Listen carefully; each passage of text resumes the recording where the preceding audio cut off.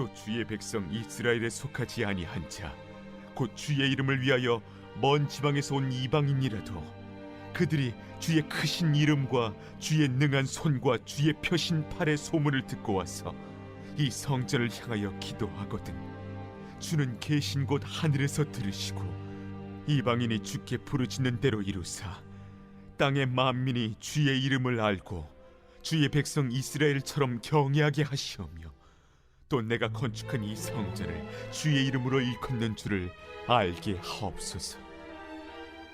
주의 백성이 그들의 적국과 더불어 싸우고자 하여 주께서 보내신 길로 나갈 때에 그들이 주께서 택하신 성읍과 내가 주의 이름을 위하여 건축한 성전이 있는 쪽을 향하여 여호와께 기도하거든 주는 하늘에서 그들의 기도와 간구를 들으시고 그들의 일을 돌아보옵소서.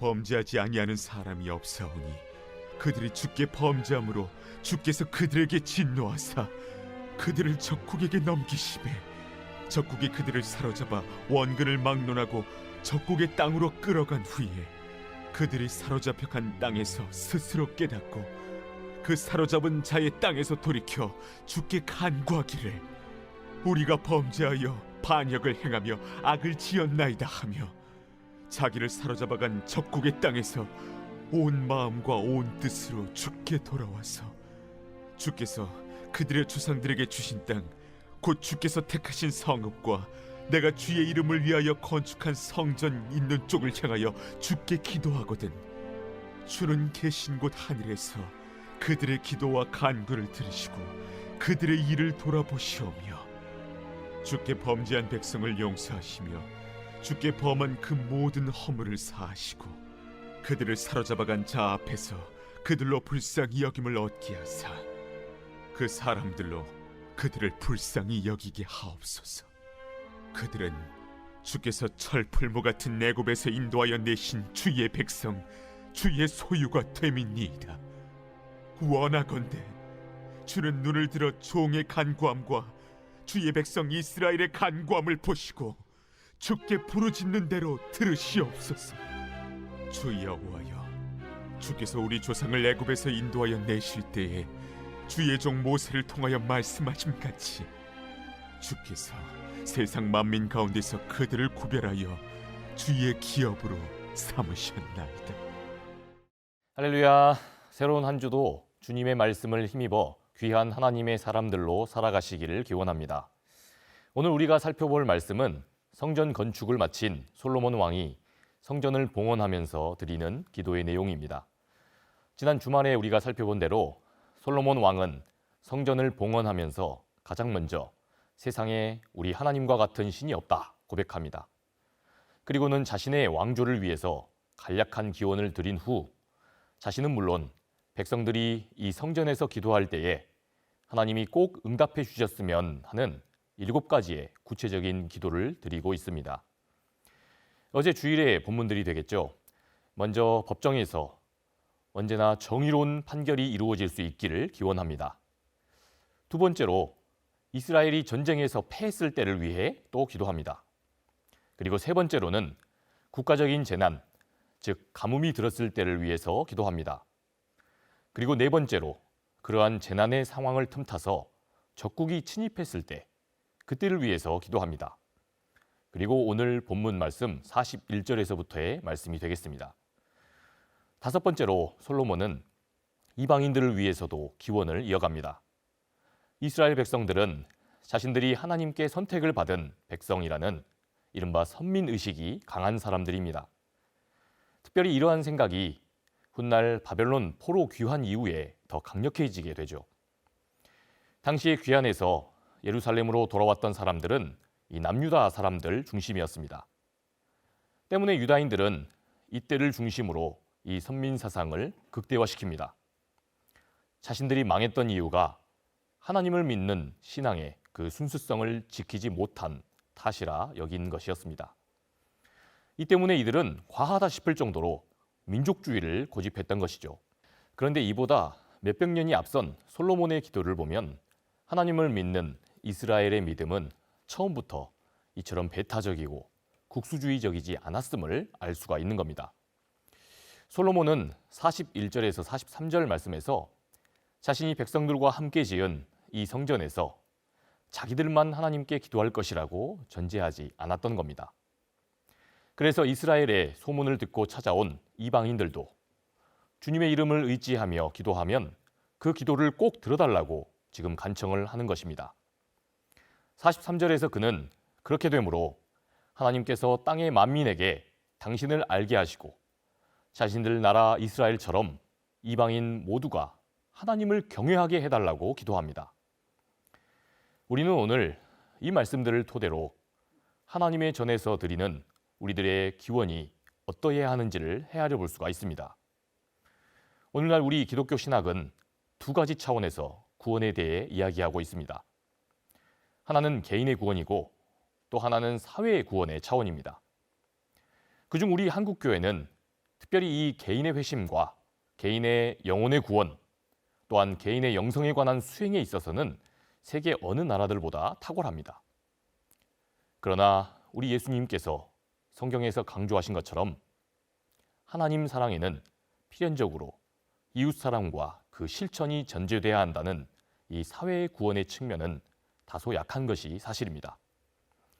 특별히 오늘 말씀은 우리들의 하나님의 전에서의 기도와 결단이 우리끼리에만 머물러 있어서는 안 된다는 사실을 교훈하고 있는 겁니다. 우리가 우리뿐 아니라 함께 살아가는 이웃들의 전인적인 구원과 회복을 위해서도 날마다 주님의 전에서 전심으로 기도해야 한다는 겁니다.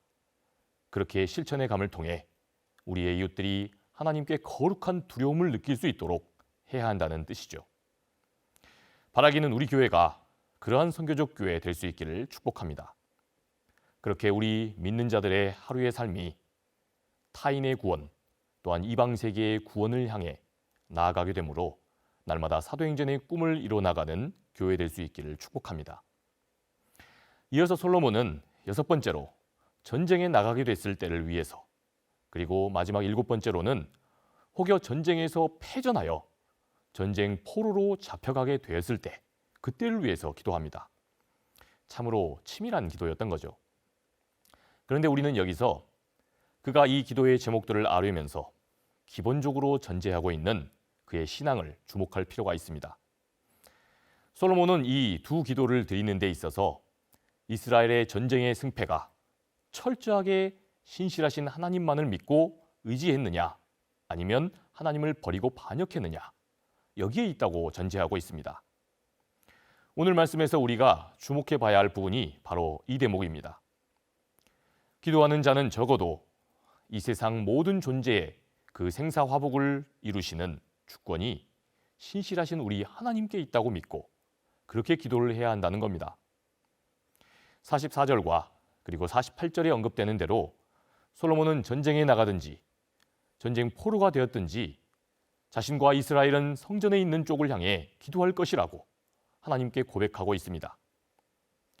여러분, 그가 왜 이렇게 하고 있는 것입니까?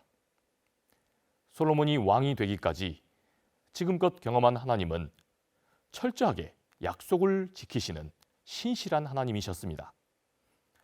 바로 그 하나님께서 자신의 부왕이던 다윗 시절로부터 내가 반드시 이 성전에서 너와 내 후손들과 함께하겠다, 그렇게 약속하셨다는 겁니다. 이곳 성전을 향해 기도하는 자를 반드시 성전에 임재하셔서 만나주신다, 약속하셨다는 겁니다. 그러니 솔로몬이 볼 때 성전이 의미하는, 이 성전이 의미를 가지는 까닭은 그 자리에서 기도할 때 우리 하나님께서 임하시기 때문인 겁니다. 그래서 솔로몬은 이 봉헌 기도를 통해 오직 이스라엘은 하나님의 임재만을 바라며 기도할 뿐입니다, 이러한 신앙 고백으로 주님께 나아가고 있는 셈입니다. 여러분, 그렇습니다. 기도하는 데 있어서 이러한 자세가 하나님이 보시기에 가장 귀한, 하나님이 귀하게 보시는 자세인 겁니다. 내 인생이 형통하고 잘 나갈 때도 우리 하나님 덕분이고요, 때로 인생이 고난과 광야의 터널을 지나며 그 결과 어떠한 형편에 처할지라도 기도함으로 하나님은 그래도 내 삶의 구원자시고, 그러므로 하나님은 어떠한 경우에도 영광을 받으셔야 한다, 이렇게 고백하는 사람이 있습니다. 여러분, 이런 사람을 우리 하나님께서 굽어 살피시고 어찌 그를 높이지 않으실 수가 있으시겠습니까? 약속에 신실하신 하나님은 당신의 그 영광을 위해서라도 반드시 그렇게 기도하는 자를 만나 주실 것입니다. 그가 드리는 기원을 살피심으로 반드시 하나님 당신의 때에 당신의 방법으로 역사하시고자 하실 것입니다. 사랑하는 여러분, 이번 한 주도 우리는 여전히 산적해 있는 우리 삶의 수많은 문제들과 또한 고민거리들을 마주하며 살아가야 할 것입니다. 그런데 이런 와중에도 우리 삶이 어떤 방향으로 흘러간다 할지라도 바라기는 그래도 하나님께서는 영광을 받으셔야 한다는 고백으로 나아가실 수 있으시기를 축복합니다. 그렇게 할 때에 우리 삶 한복판에서 어느덧 하나님께서 역사하시고 있으심이 보이기 시작할 것입니다. 사랑하는 자녀가 아뢰는 그 기도의 소리를 외면치 않으시는 하나님을 만나게 될 것입니다. 바라기는 이번 한 주가 그런 우리들의 간증거리들이 넘쳐나는 한 주 되실 수 있기를 우리 주님의 이름으로 간절히 축원합니다. 기도하겠습니다. 주님, 은혜를 감사합니다. 우리에게 또 이 한 주도 귀한 말씀을 허락하시니 감사합니다. 성전을 봉헌하며 드리는 이 솔로몬의 기도처럼 언제나 신실하신 하나님께서 우리 삶이 형통할 때, 때로는 어려울 때에도 언제나 함께 하시기를 기원하는 기도로 나아갈 수 있게 하여 주시옵소서. 그래서 하나님의 하나님 되심을 인정함으로 날마다 우리 주님께서 동행하시는 역사가 이번 한 주도 우리 가운데 있게 하여 주시옵소서. 그렇게 하실 신실하신 하나님을 찬양하오며 사랑이 많으신 우리 구주 예수 그리스도의 이름으로 기도합니다. 아멘.